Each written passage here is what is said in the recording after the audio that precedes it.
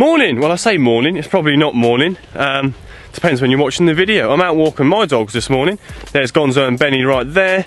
Today we're going to talk about nutrition, raw feeding, and why our dogs are evolved to eat the raw food diet that I prefer to feed my dogs.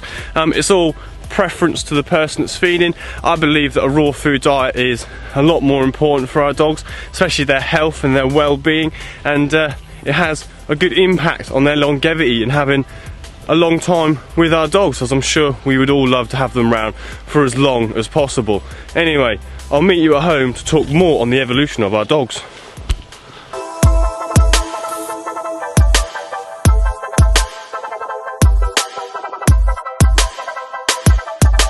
Hello, welcome back. I'm back in the office and I've had a cup of tea, had a nice warm up, the dogs are relaxing. Perfect afternoon for making a video for you guys. So let's quickly gloss over evolution. So I believe that our domesticated dogs are similar to the wolf. They do come from the same family tree. So the wolf is a canine lupus and our domesticated dog is a canine familiaris. So meaning that they're cousins as such, and that if we look at our wolf, they eat a completely different diet to our modern domesticated dog today. The wolf's eating a fresh food diet and hunting his own prey, as our domesticated dog is eating a dry food for convenience because it makes it easy for us. I do believe that we need to start looking at the wolf's diet and adding it into our canine's diet, especially for health, longevity, all these types of things, because we're seeing a lot of degenerative diseases in our dogs and diseases that we never really did see before. Now that might be because science is allowing us to see these diseases, but I believe that nutrition is having an impact on our dogs' health and longevity. So over time, our dogs have changed dramatically from the wolf, and this is because of our ancestors. Our ancestors manipulated traits from the wolf and over a period of time changed them into the domesticated dogs we have today. Our ancestors used these domesticated dogs to sniff out prey, to hunt prey for them, or even to attack foes, you know, in great wars and things like that. So through that kind of thing, it does sort of state that they're biologically similar. They haven't changed dramatically. I mean, it takes millions of years for a creature to change biologically through evolution, and they haven't had that amount of time. So we'll move forward and look at the appearance of our domesticated dogs. Our dogs have 42 really sharp dagger-like teeth. At the front here they have the incisors. These are the little tiny 12 teeth in between their big canines. Now these teeth are for nibbling, ripping, tearing, bits and bobs like that, you know, chasing fleas through the hair, grooming themselves, grooming one another. That's what these little tiny teeth are for. Just back from that, you've got the big canine teeth. Now these are the really long daddies. There's usually 4 of these, and these are the ones that do quite a lot of damage, I suppose. You know, they are for ripping flesh off the bone and really ripping onto their prey when they grab hold of it.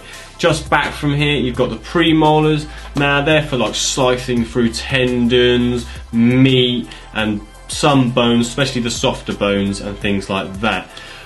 Back from there you have the molars, the flat teeth. Now these are the bad boys. These do all the hard work. If you notice, when a dog eats a carcass, so we'll use a chicken carcass for example, or a chicken wing, something like that, they throw it to the back of their mouth. Now what they're doing is they're throwing it to the point with the maximum amount of pressure. This part of the mouth is able to shear through bones with no ease whatsoever. For those of you with experience watching our dogs shear through these bones, like chicken carcasses, duck carcasses, tracheias, wings, all these different types of bones, they have no problem, and that is because they've got huge muscles in their jaws which can create massive amount of pressure. Now the raw food diet has an excellent ability to clean the dog's teeth. Now as they chomp through this meat, muscle, tendon, skin, fur, all these gory little things, it cleans their teeth dramatically. Now my dog's teeth are pretty damn shiny. One of them's 3-year-old and one of them's 15-month-old, but I've seen raw fed dogs at the age of 8, 9, 10 with immaculate white teeth, and that's because they're chomping through these bones, skin, tendons and all these bits and bobs to rip the plaque off their teeth. I'm not sure if any of you have read the book from Tom Lonsdale, but he goes on to say how not having good oral health affects the dog's health in general. I mean, if they've got mass bacteria build up along their teeth, this rises up into their gums and enters the bloodstream, and this is a problem for the immune system. The immune system spends its time fighting these bad bacteria in the gum and less of its time in fighting other bad bacteria around the body, like for example free radicals, which create cancer. Next, we'll move on to digestion. Our dogs are well suited for digesting raw food. When they eat raw food, it drops into the stomach. In the stomach, they have acid, which is a really high strength, near the strength of hydrochloric acid, which can dissolve iron. Now, any bacteria that the dog eats, because I know some people are really worried about bacteria and it seems to be quite a big subject, is either destroyed by this really strong acid, or is passed through really quickly, so it has no time to multiply or cause any real harm. Anyway, when they eat these bones, they go into the stomach, they are exposed to these really strong acids, and then they turn into a powder type substance. Also with the fat and the meat, these are dissolved really easily. When the food passes through the gut, a bile is released full of enzymes, and that gets to work digesting the food further and pulling out nutrition for your dog to use and harness.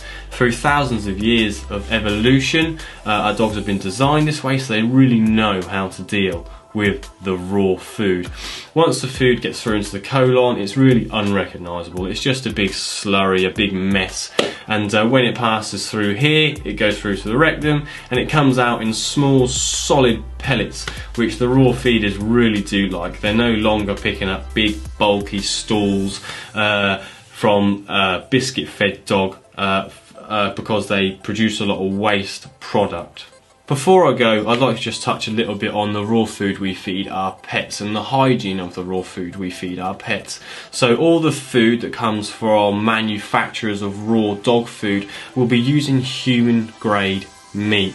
Now that means it's gone through all the regulations in Britain, and our regulations are really quite high. Our rules are up there, and our food is really quite clean. When these animals are slaughtered, there is a vet on site which looks through all the meat and makes sure that it's all okay and there are no bad signs of infection or anything along those lines which can harm either us or our animals.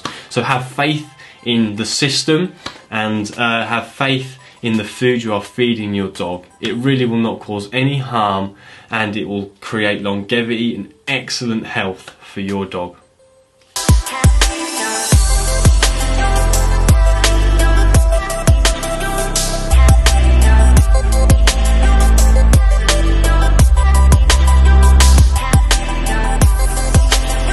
Thank you very much for watching. I hope you enjoyed it. I enjoyed making it. It's been really quite an experience, and I look forward to seeing you next time. If you've got any questions, please leave them below. I'm sorry if I've missed anything, or I've stuttered, or I've been really nervous. This is the first time that I've done this, and hopefully I'll gain experience and confidence as I go along. Thank you all for watching. Bye bye.